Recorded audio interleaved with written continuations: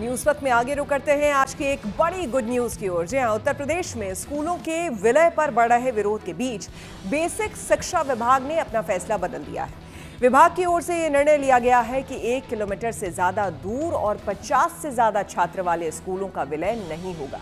इतना ही नहीं, अगर इस मानक से अलग किसी स्कूल का विलय पहले भी हुआ है तो उसे निरस्त करके स्कूल को पहले की तरह चलाया जाएगा।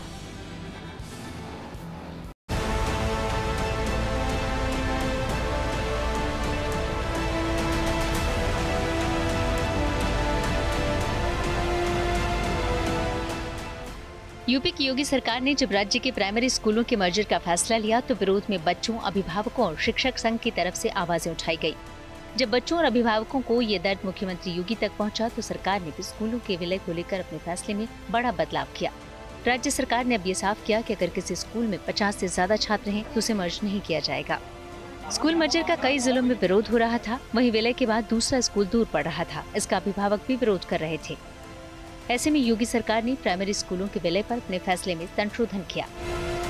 उत्तर प्रदेश के बेसिक शिक्षा मंत्री संदीप सिंह ने साफ कर दिया है कि 1 किलोमीटर से ज्यादा दूरी और 50 से अधिक बच्चों वाले स्कूलों का मर्जर नहीं होगा।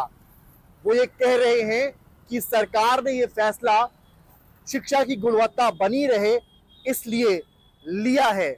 अब इसके बाद उत्तर प्रदेश में जहां जहां भी 1 किलोमीटर की दूरी से ज्यादा डिस्टेंस में स्कूल मर्जर हुआ है उसे 1 सप्ताह के भीतर रद्द कर दिया जाएगा। कहीं ना कहीं इस पूरे मर्जर मामले में यूपी सरकार ने अपने फैसलों में कुछ बदलाव किया है। यूपी के मंत्री संदीप सिंह ने दावा किया कि स्कूल मर्जर का निर्णय छात्रों और प्रदेश के हित में लिया गया है। दरअसल सरकार ने ऐलान किया है कि 50 से ज्यादा छात्रों वाले स्कूल मर्जर से बाहर रहेंगे।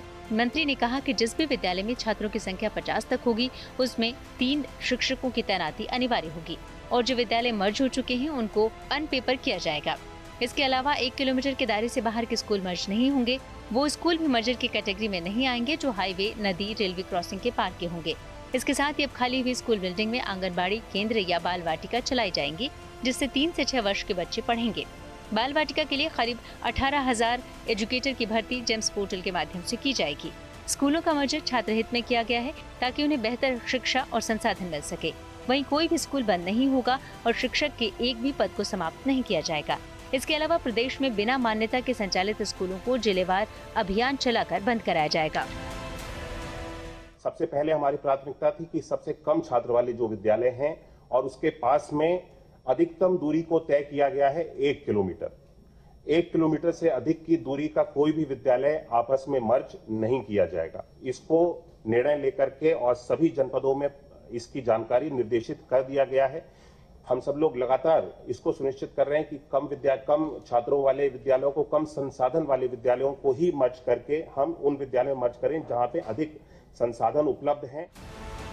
सरकार के मुताबिक फैसला किया गया है कि जहां दिक्कत होगी वहां विद्यालयों को मर्ज नहीं किया जाएगा और 1 महीने में ये प्रक्रिया पूरी कर ली जाएगी।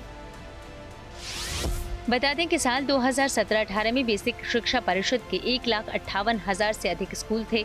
इनमें 1,13,289 प्राइमरी स्कूल थे। कंपोजिट विद्यालयों के गठन के लिए कम छात्र संख्या वाले करीब 28,000 स्कूलों को पड़ोस के स्कूल में मर्ज किया गया।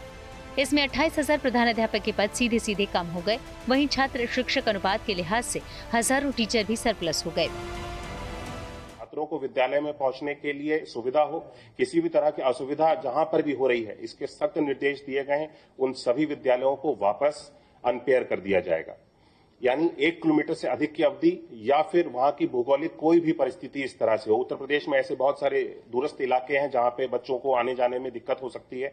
वहां पर भी इन सारी चीजों का ध्यान रखा गया, जैसे कि बुंदेलखंड है और भी हमारे काफी सारे इस तरह के इलाके हैं जहां पे नदी, नाले, पुल या इस तरह की कोई सुविधा, मतलब बच्चों को असुविधा हो रही है विद्यालय जाने में। वहां पे सख्त निर्देश दिए गए हैं कि वो विद्यालय भले ही अगर हम कम छात्रों का विद्यालय भी चला रहे हैं तो वो कम छात्रों का विद्यालय भी चलता रहेगा।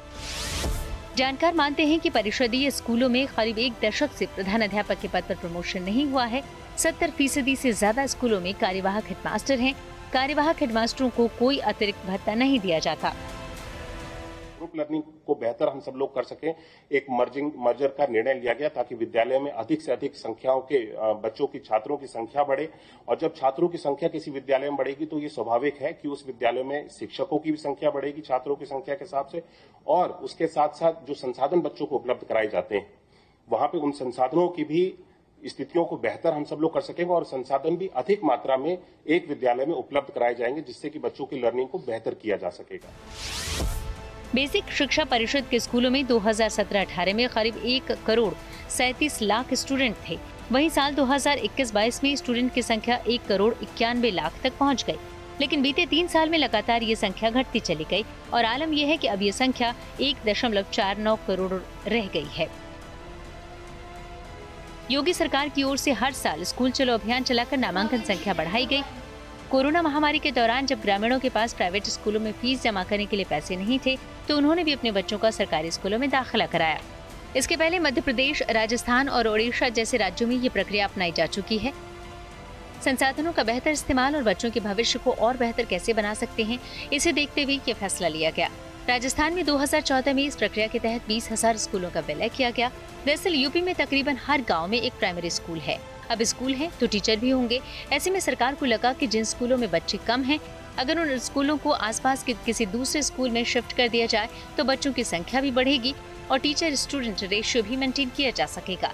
हालांकि शिक्षक संगठनों और अभिभावकों ने विरोध जताते हुए ये सवाल खड़ा किया कि छोटे छोटे बच्चे दूर दराज के किसी गांव में कैसे जाएंगे। लिहाजा अब योगी सरकार ने अपने फैसले में कुछ संशोधन कर राहत देने की कोशिश की है। लखनऊ से समर्थ श्रीवास्तव के साथ bureau report, good news today.